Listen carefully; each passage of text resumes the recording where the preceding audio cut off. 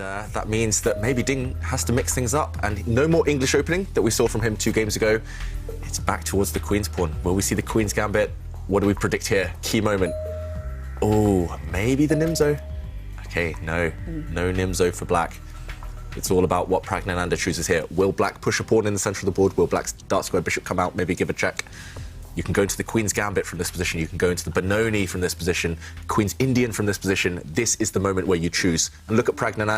He's just looking away from the board. He's choosing what opening to play. He did not expect this, but slightly surprising. This is Ding's main opening. Yeah, it is his main opening. It's also quite logical because this is a lot safer to pick up the knight on the right side than develop the knight on the left side. And he chooses something that is, I don't know the name of this. What is it called? I think it transposes to a variation of the Black Knight Tango. Whoa! Where the knights kind of dance around for Black because they can get kicked.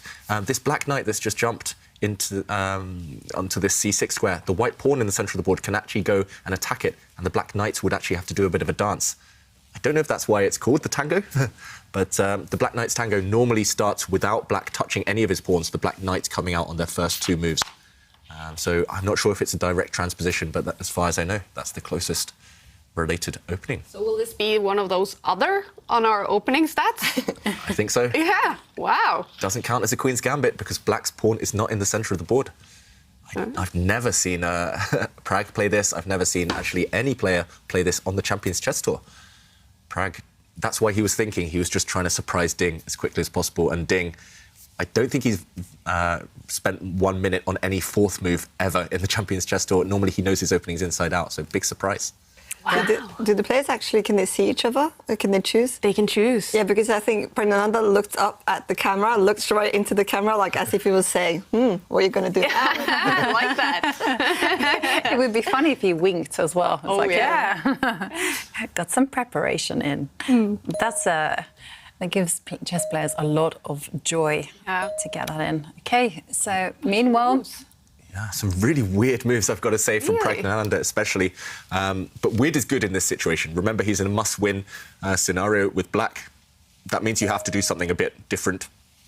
You have to surprise the opponent. Here, White is occupying the centre, and the reason I say that this is weird for Black is because look at what he's doing. He's just treading water. Black is hiding on his first 3 ranks, not challenging the white pawns in the middle of the board, and that's rare. Conventional wisdom says you have to challenge in the centre of the board. You have to do something you can't allow your opponent to control, especially with pawns. And now, depending on what Pragg does, it's Black to play. We could see a direct transposition into the King's Indian defence, except White has won a move. White's pawn on the A3 square, normally that would be back on its starting square. OK, Pragg, meanwhile, keeping his options open, moving the Black rook. I don't like this last move, I've got to say. From Black, I think that Black's choices here are quite limited. You have to develop, you have to push one of your pawns. White's centre is just too strong right now. Yeah, and the players are actually still following theory. And this move is a little bit unusual, actually, because it allows Black to make the following breakthrough. And now we have a very critical moment. You can either step forward with your pawn or you can capture pawns. And I think, bearing in mind what happened to Pragg yesterday against Giri, do not step forward with a pawn. They're too complicated, too wild. Capture the pawn, and it's going to be a lot more harder for Pragg to generate winning chances. Yeah, and well, if the Black pawn, if the pawn structure had blocked up, there would be no trades. It would be so much tension. And as Jovanka mentioned, you're quite happy to see this exchange in a situation where a draw is good for Ding. Yeah. I mean, it's natural, isn't it? So now there's a choice, capture with a pawn, capture with a knight. I guess, you probably should capture with a pawn. Keep as many pieces on the board as possible. The problem is the queen trade might happen, and a draw kind of, it will suit Ding, but, OK, he does play this, and now I'm not really expecting Ding here to keep the queens on the board, because that would allow, again, the situation full of tension. I expect the queens to come off, and they have. And in this scenario, White's knight does have a nice outpost in the centre of the board. Black's does too. This is a hole in White's position for the Black knight to jump into later, but I don't know, it's just so balanced. White has no real weaknesses. And I'm slightly surprised. I think maybe taking with the knight, keeping the centre closed, this would have at least kept more tension in the position. The queens would remain on the board. And still, black is relatively active. But, OK, Pragg now, in this current position, thinking of how to recapture the queen. Maybe he wants to take back with the knight so that at some point he can push his pawn forward and control the square that the white knight wants to jump into. Queen's off the board, though. It's going to be hard for Pragg to win this game. Ding is just being cynical. He said this in an interview before. He said he was being a bit dirty, in his own words, just by trading everything off in a situation where he only needed a draw. Well, it's allowed. You can always be smart. It's within the rules. And I guess it's going to be a tango game then. You know, the players tangoing back and forth. Yeah, it's weird. It started as a kind of Black Knight's tango, and then it turned into a King's Indian. This looks exactly like a King's Indian position. Yeah, it's just that pawn structure now. And again, the players just using pattern recognition. Often openings transform, they change into each other, and you just have to recognise those patterns. That's why it's good to have a vast kind of knowledge of different chess openings. You can't always play the same thing every time at this top level, and both sides freestyling. But Pragg thinking now how to recapture this white queen. And before today, Pragg had played 0 King's Indian on the tour with the black pieces, and Ding with white. 1. Yeah. No, 3 actually. And 1 win, 1 draw, 1 black win. OK. 1 loss for Ding. Yeah, okay. Over the board, at least, Ding is known as a bit of a King's Indian killer. He's normally very good at punishing players who play the King's Indian. Jovanka, you surprised by the last few moves? Yeah, slightly surprised. You know, I was thinking that maybe the play would be a bit more dynamic from Praggnanandhaa, and this one looks like such a hard task, you know, to try to win the position from this against Ding, who is so strong. And we're talking about like fine margins. This is the thing. These players are not going to make huge blunders. They're going to, if they're going to blunder, it's going to be small things. And in this type of position, a small blunder is actually not going to cost the game. And even though we've seen 3 black game, 3 games being won by the black pieces, it's a lot harder to win when you play with the black pieces if white just wants to draw. It's a lot easier if white is pushing for a win to win back. So it's hard to be in that must-win with the black pieces. Definitely. I mean, the reason, you're right there, Heidi, completely. The reason black won the first 3 games is because white was taking risks, taking chances, trying to create something out of nothing. And it rebounded on white in the first 3 games today, but this one, it's definitely a different philosophy from Ding. And, OK, he brings his bishop out, creating a pin on black's knight. That white bishop now, real nuisance. OK, well, Praggnanandhaa, he is spending some time to think. He has to win this game. Now, we do have our selfie challenge today, where you can win a signed chessboard by Anish Giri. And all the selfies are coming in, so let's take a look at some of them.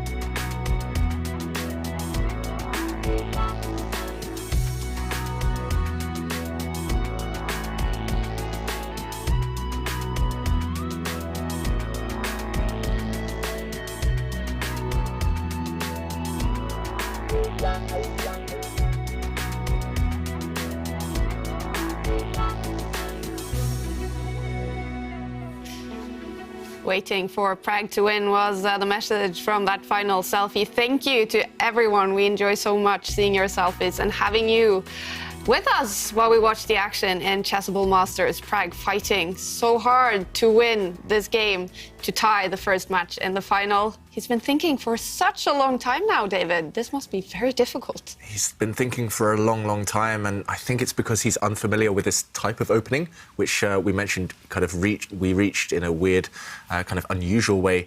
But it is quite a difficult position in itself. Also, remember, Pragg doesn't have to just look for moves. He has to look for moves that keep tension, that pose problems for Ding. And I think that's the difficult part. I think there are maybe 2 or 3 moves which are completely fine here for Black, but none of them really create those winning chances that he needs in this game. And yeah, now down to 8 minutes, already 6 minutes down on the clock compared to Ding. It's getting critical for Pragg. Already a big, big moment. Yeah, and it kind of almost feels like just a psychological opening nightmare for the young Indian. And, well, opening nightmare, that is our quiz of the day. Clever. I like it. An amazing prize up for grabs. It's the Chessable course on the Grand Rue Lopez by Niels Grandelius. And the elusive panda says the worst opening for me to face as Black is the London. I know it's going to be a long game. Sometimes opening does this to you. And meanwhile, Pragnanda has actually made a move. So he's moved his rook 1 square up the board, getting out of the eye line of the dark square. The bar reacts to this. Yeah, the bar reacts, and the reason is because it is quite a clumsy move. The rook, as Jovanka mentions, gets out of the diagonal of the white bishop. But look at this black bishop suddenly. This black bishop is trapped. If you can't move this black bishop, you can't move your rook in the corner either. And it's all because this pin was just too frustrating. Ideally, you want to move your rook in a different direction. But if, for example, you move it back to the center, then we would see, for example, a trade on this square, maybe even actually thinking about it, the white knight would come in and start targeting this pawn. If the white knight gets to this square, it will hit not just one black rook, but another black rook in the corner. So Black, in a way, had to play a move like this, or at least Pragg felt compelled to play this move because he defends this pawn. And, OK, it was just a temporary blockage of his own bishop. After the white rook slid across, we see a trade of rooks. And there is some hope for Pragg, for example, in the current position. I mean, I'm assuming that white will take back with his rook here. Maybe the white bishop can actually slide back and capture and go after this knight. That would be a very Ding type of move, a very clever, sophisticated idea there. But if, for example, he plays the most natural move, putting a rook on an open file, then the hope I see here for Pragg is that he can bring his bishop out. Finally, this bishop was blocked. And again, if he gets given a move or two, then suddenly, after a trade, he can establish at least one good piece in the white half of the board. This is a beautiful outpost for the black knight, anchored by a pawn. At least one good square might lead to better things later in the game. It still takes a long, long time to even create any winning chances for Black, or even dream of any winning chances for Black. But I think this is what he has to go for. Wow. And it's looking good for Ding Liren in game 4 here. Let's head back to Simon at the Good Night. Who are they cheering for? The Norwegian down at the pub tonight, Simon.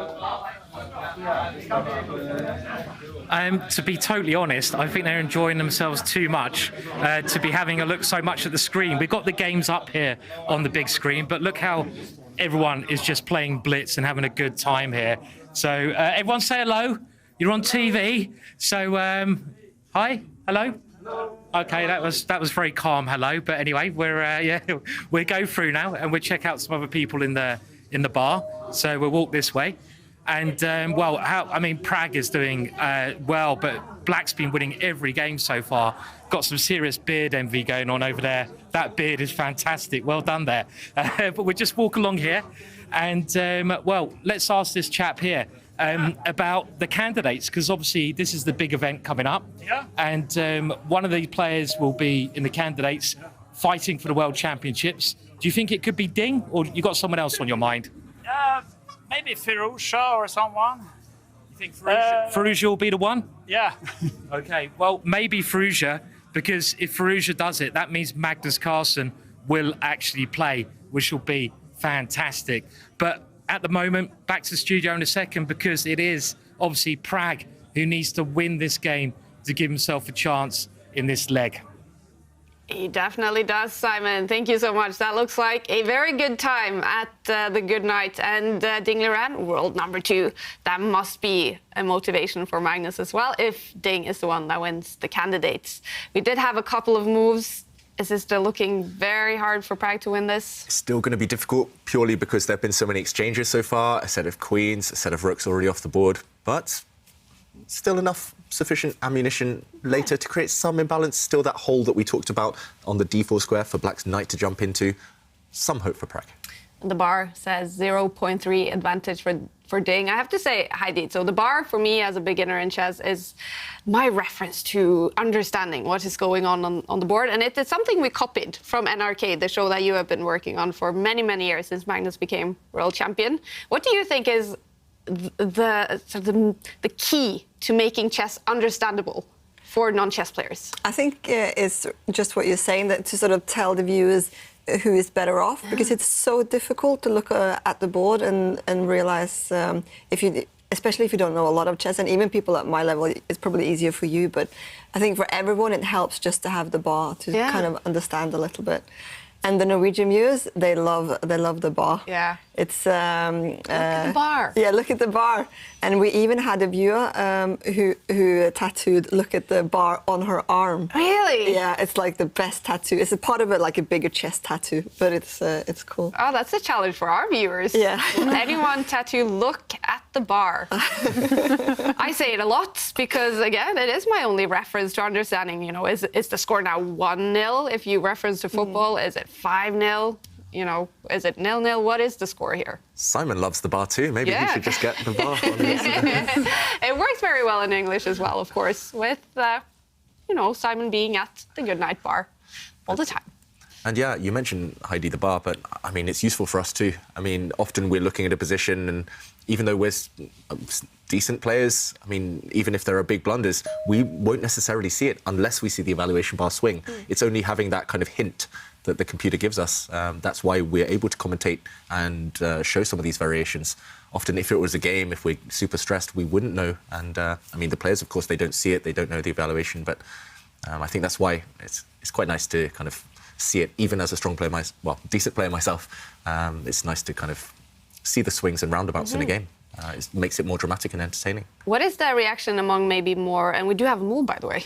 Yeah, White's bishop going to the edge of the board. I mentioned the black knight wants to jump into the centre, so Ding is trying just to eliminate all chances of losing the game by eliminating this black knight. Talking of the bar, though, he's not a big fan of that move. It's slowly but surely maybe drifting in black's favour. Sorry, Kaya, you are... Yeah, I was just wondering, players your level watching chess, of course, they have done for many, many years, maybe not as used to having the bar. Are they opposed to it, or do they like it, do you think? I think everyone likes it, to be honest with you, because it's a really good indicator, as David says, you know, whether, you know, someone is doing well, if there's been a blunder. And like David also highlighted, when there's a blunder, it's also, this is the moment where we can go, OK, this is what's happening. And you start looking and trying to calculate. And that is so handy. I mean, it would be kind of cool if they introduced chess with the bar on the side. No suggestions, just the bar. Just the bar, yeah. How much would that change the game at this top level? I think it would change a lot, because sometimes when you sit and play, and also like in all levels, because when you sit and play and you look at a move and then you think, is it going to work? If you have the bar, then you know there's at least something that works. If it's like a big advantage for you. It means that blunders would almost always be punished. Yeah, yeah. Often a blunder would happen, and if you don't see the bar, you just trust your opponent. You just assume there's nothing there. But if you see your opponent makes a strange move and suddenly the bar goes in your favour, you're like, oh, yeah, that's the moment. That's the key. The perfect example from the match in 2014, right? In Game 6, was it, when Magnus made a blunder, but Anand didn't discover it. And with the bar, he probably would have. Yeah, definitely. And that was so because I think that showed like the game Magnus played, because you couldn't tell at all that he made a blunder, except that he stopped writing with his pen. His hand just stopped, and that was all the signs that he gave. But Anand did not. That must have been a tense moment in the NRK studio in 2014. Bunch of moves. Any hope for Pragg? Definitely hope for Pragg, because the position is changing. I'm not sure whose favour it is in, but as long as there are imbalances, I think that will make Pragg fans very, very happy. And here we go. Pragg does have the bishop pair. Let's jump in to show what has just happened. We left it here just a few moments ago. We mentioned that black was actually trying to remove the white knight just so that the black knight could jump into the centre of the board. And Ding said, OK, you can remove my knight, but I'm actually going to go and double your pawn structure and remove your strong knight, potentially. Pragg decided, OK, you can do that, but, OK, rerouting his knight, first of all. We saw a trade in the centre of the board. And now white's knight stepping back, but it's all about the different kind of selection here of minor pieces. Black has the two bishops, and the position is relatively open. I could imagine this bishop being very strong, tying down white's pieces to this pawn, and the other black bishop does have a future as well. At the moment, staring at its own pawn, not great, but if you look at the route for this bishop, it could step back, round, and into the centre of the board. And it does take a few moves, but definite potential behind black's pieces. Also, this knight, which is on the edge of the board, it's on the rim. It's a very dim piece right now. It's about to leap forward into the centre, adding extra pressure onto this pawn. There's a lot of kind of built-up, pent-up pressure that is going to come on the white position from the black minor pieces, but it is, however, a double-edged position because the weakness of these pawns might become a factor later on. And Ding was trying to remind Pragg of his pawns, dropping his bishop back, hitting this guy, but Pragg says, OK, I don't care, I'm stepping forward. Actually, it's quite hard to attack these pawns in the short term, so that is another factor on Pragg's side. On Ding's side, however, of course, it's not just the pawns, but the weaknesses of the squares in front of them. And this knight is headed towards an outpost. It's imbalanced now, though. It's not a dead position. And that was my fear earlier, that Ding would just swap off all the pieces, get rid of all the winning chances, and just eliminate any hope. But there is hope. It might not be a big kind of attack here for Pragg, but as long as he can keep the game alive, he will have chances. OK. Good news for all the Pragg fans in India and all around the world, actually. We know he has a huge fan base already, the 16-year-old, coming from exams earlier today and now fighting to tie the match.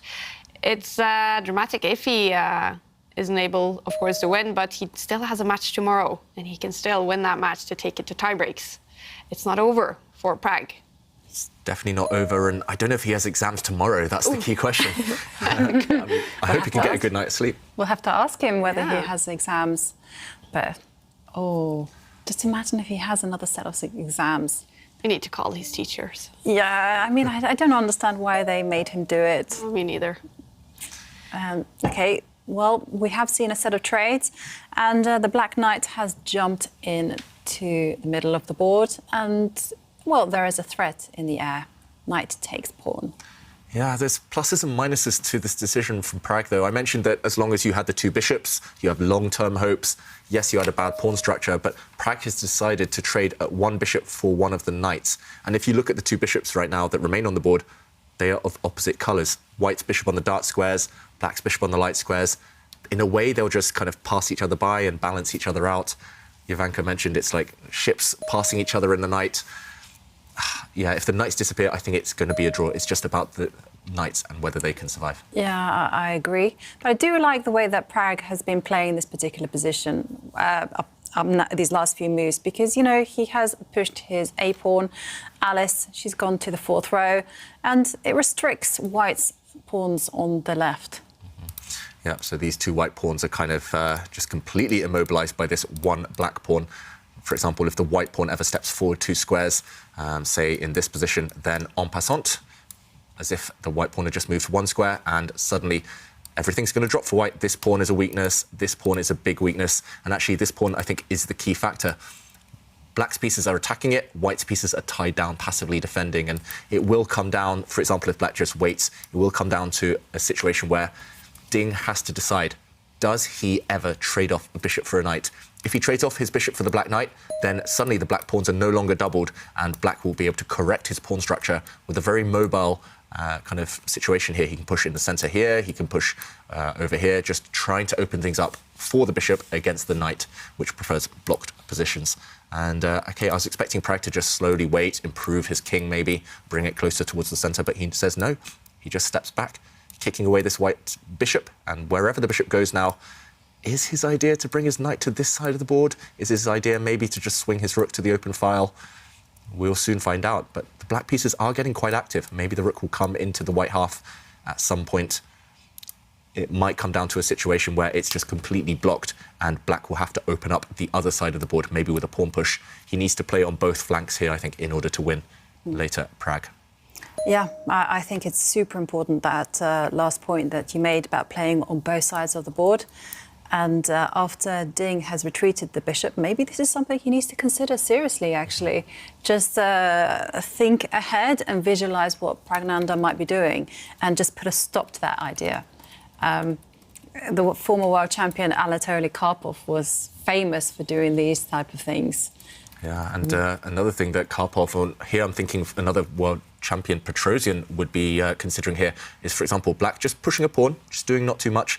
And the reason I want to push this pawn just to solidify my pawn in the center. And then, OK, he's actually done this. And I think he's got a specific maneuver in mind. I think he wants to push his pawn one square forward to kick away the white bishop. And when the bishop moves, it looks weird to put your pawns on dark squares where they're targets. But the whole reason is that you've created a square in the middle for your knight. And there's actually a clear path for it to get there. The black knight could step back and into the center. And for example, if we see this happening on the board, the black knight, once it reaches there, it's on a protected outpost. No pawn can ever touch this knight. And if you ever trade off a bishop for it, again, these pawns correct themselves. They, well, protected pass pawn here for black and easy targets for the rook.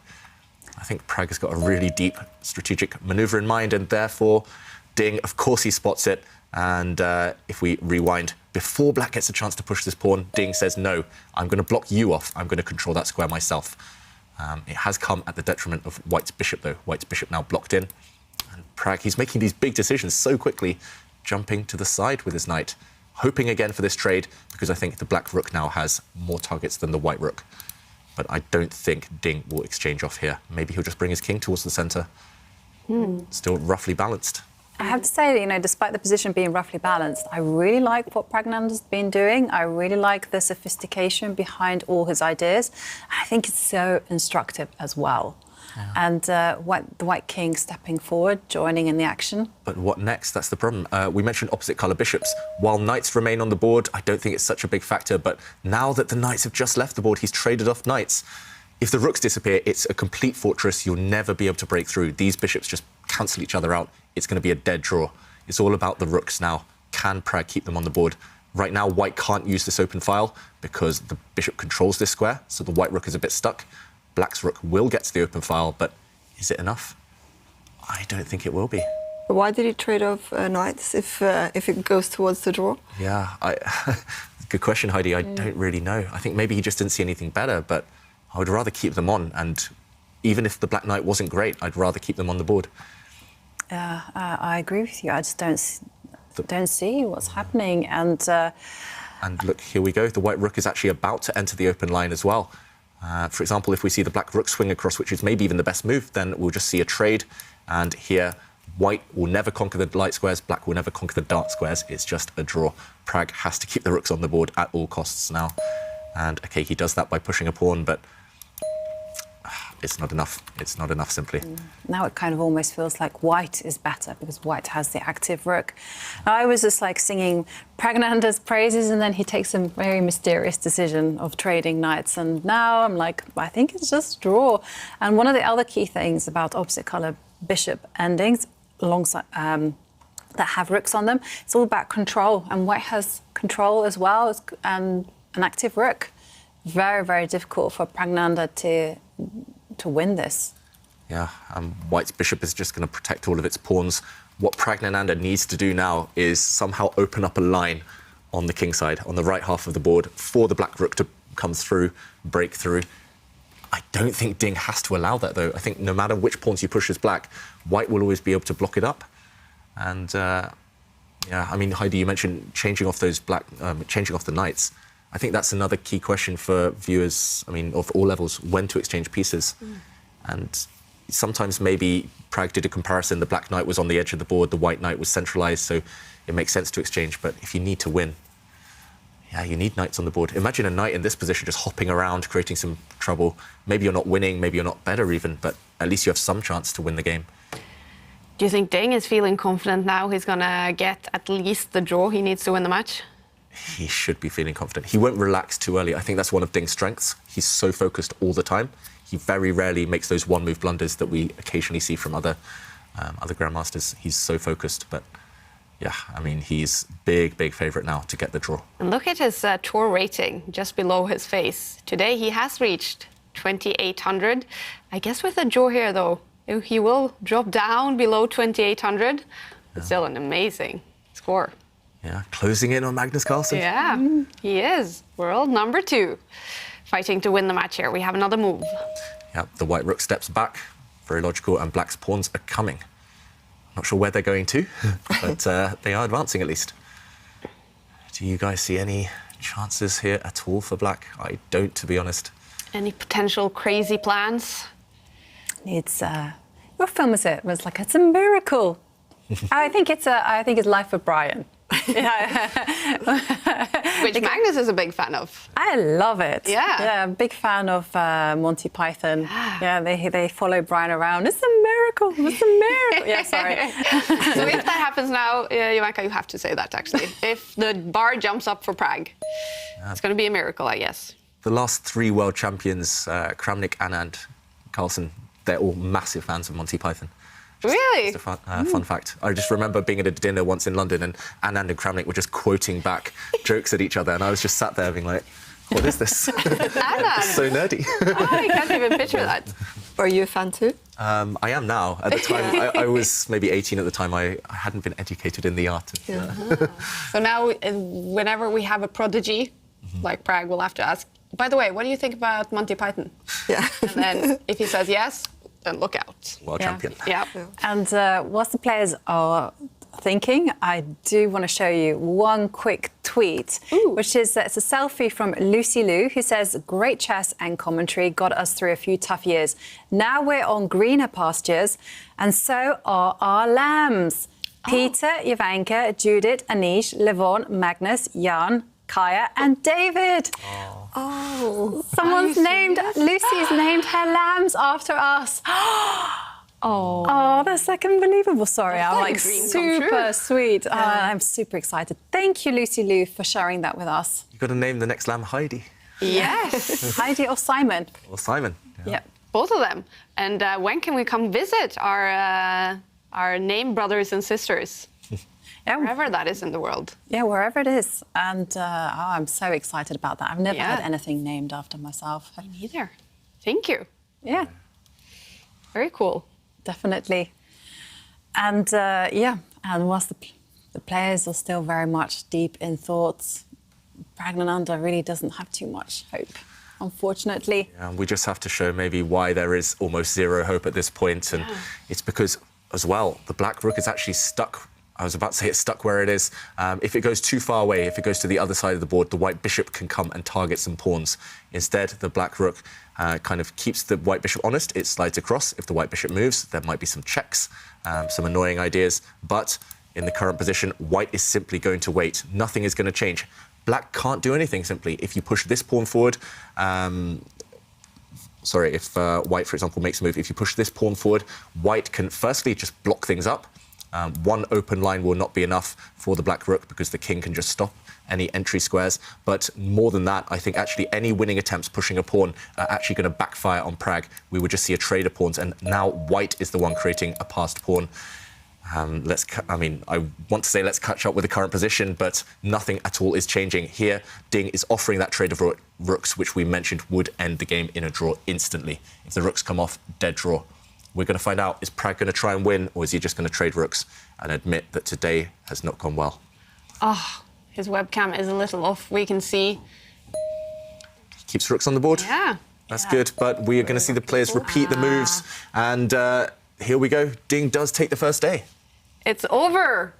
Winning 2 games, Ding Liren is the winner of the first match in the big final. We didn't see a big celebration. He immediately left the computer, but I do suspect a little bit of a celebration off the camera.